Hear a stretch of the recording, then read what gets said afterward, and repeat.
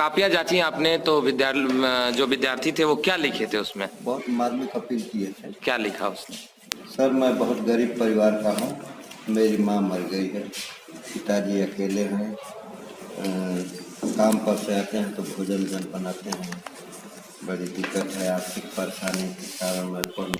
नमस्कार दोस्तों, स्वागत है हमारे YouTube चैनल स्पीक नॉलेज में। दोस्तों, जैसा कि आप सभी को पता होगा, इंटरमीडिएट का एग्ज़ाम जो है समाप्त हो चुकी है।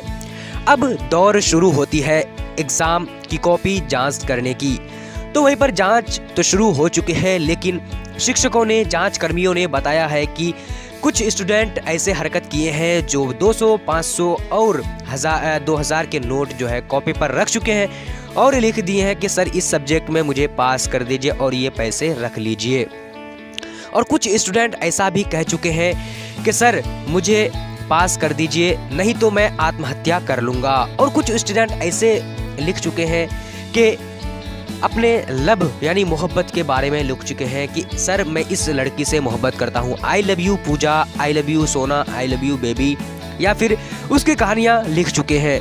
तो क्या आप चाहते हैं कि इस तरह से लिखना बेहतर है या अच्छा है? तो मैं यही कहूँगा बिहार बोर्ड की तरफ से और सभी स्टूडेंट को कि आप लिखिए कॉपी और आप हमेशा अपने आप पर जो है कॉन्फिडेंट बने रहिए कि मेरा जो है अच्छा रिजल्ट आने वाला है।